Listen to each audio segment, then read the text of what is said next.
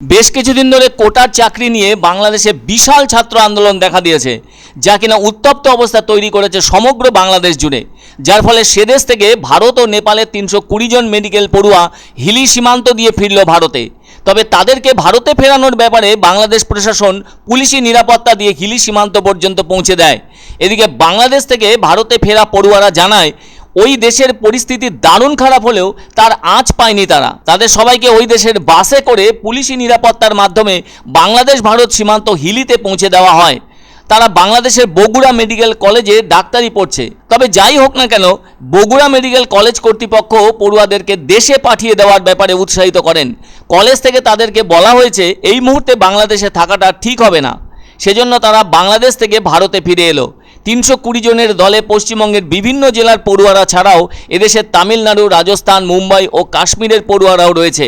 ওরা জানায় প্রত্যেকে মেডিকেল পড়তেই বাংলাদেশে গিয়েছে। এদিকে যারা ফিরে এলো তাদের পরিবারের লোকেরা সকলে উদ্বিগ্ন হয়ে উঠেছিলেন, আর তাদেরও মনের মধ্যে চাপা উদ্বেগ ছিল, কিন্তু সেভাবে কিছু বলতে পারছিলেন না তারা।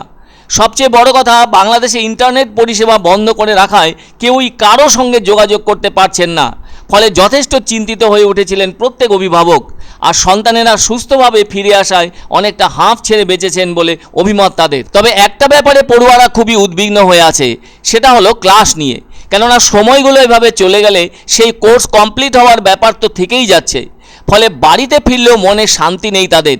অন্যদিকে ভারত থেকে কাঁচা পণ্য নিয়ে ভারত বাংলাদেশ বিভিন্ন স্থলবন্দরে আটকে আছে শত শত ট্রাক। কেননা তাদের তো বাংলাদেশে ওই সব পণ্য সরবরাহ করার কথা ছিল, অথচ বেশ কয়েকদিন ধরে এত ট্রাকের চালক ও সহকারী চালক প্রত্যেকেই চরম বিপদে পড়েছেন। এ ব্যাপারে হিলি এক্সপোর্টার্স অ্যাসোসিয়েশনের অন্যতম সদস্য সুব্রত সাহা বলেন, বাংলাদেশে ইন্টারনেট পরিষেবা বন্ধ থাকার জন্য ওপারের সঙ্গে কোনোভাবেই যোগাযোগ করা যাচ্ছে না।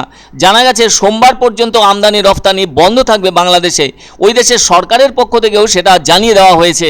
যা অবস্থা, তাতে করে রপ্তানিযোগ্য কাঁচা মাল নষ্ট হয়ে যেতে পারে, আর তাই কোটি কোটি টাকার আর্থিক ক্ষতির মুখে পড়তে হতে পারে রপ্তানিকারকদের। উত্তরবঙ্গের হিলি, মেখলিগঞ্জ, মহদীপুর স্থলবন্দর ঘিরে যেন আশঙ্কার মেঘ। আবার দক্ষিণবঙ্গের বনগাঁর পেট্রাপোল, বসিরহাটের ঘোজাডাঙ্গা সবেতেই শয়ে শয়ে পণ্য বোঝাই ট্রাক দাঁড়িয়ে আছে। ২০০০-এর বেশি ট্রাক, লরি বাংলাদেশের গ্রিন সিগন্যালের অপেক্ষায় আছে। অন্যদিকে উদ্বেগ বাড়িয়েছে পেট্রাপোল সীমান্ত পেরিয়ে পণ্য নিয়ে বাংলাদেশে যাওয়া প্রায় ২৫০টি লরির চালক ও সহকারী চালক। কেননা ইন্টারনেট পরিষেবা বন্ধ থাকায় কোনোভাবেই যোগাযোগ করা যাচ্ছে না তাদের সঙ্গে। তবুও ওয়েস্ট বেঙ্গল এক্সপোর্টার্স কোঅর্ডিনেশন অ্যাসোসিয়েশনের সদস্যরাও আশাবাদী বাংলাদেশে পণ্য দিতে যাওয়া গাড়ি চালকেরা নির্বিঘ্নেই দেশে ফিরবে। আবার মালদার মহদীপুর স্থলবন্দর দিয়ে প্রতিদিন গড়ে ৩২৫টি করে ট্রাক পণ্য নিয়ে বাংলাদেশে যায়। চ্যাংরাবান্ধা সীমান্তেও ৫০০ ট্রাক আটকে আছে, আর ওপারে যাওয়া ৩৫টি গাড়ি এখনো ফেরেনি। আমরা কলেজ থেকে এলাম, আমাদের কলেজ কর্তৃপক্ষ নিয়ে এলো, প্লাস আমরা পুলিশের সাহায্যে এসেছি। আমাদেরকে অনেক পুলিশ নিয়ে এসছে এখানে, আমরা অনেক নিরাপত্তার মাধ্যমে এসেছি, আর কলেজ কর্তৃপক্ষ আমাদের অনেক সাহায্য করেছে। তো আমাদের কোনো অসুবিধা হয়নি, আসতে খুব নিরাপত্তা এসেছি। আমরা কোনো আমাদের পার্টির সঙ্গে যোগাযোগ করতে পারছি না, কোনো এলসিও হচ্ছে না, সমস্ত নেট সার্ভার সমস্ত ডাউন করা আছে, কাস্টম সার্ভার বন্ধ, কোনো ডিউটি হচ্ছে না, এর ফলে কোনো মাল ওরা ছাড় করতে পারছে না। আর এই কারণে আজকে বাংলাদেশ গভর্নমেন্ট বলে দিয়েছে আজ এবং আগামীকাল দুদিন সম্পূর্ণ রকম বন্ধ, মানে কমপ্লিট শাটডাউন করে দিয়েছে টোটাল বাংলাদেশ।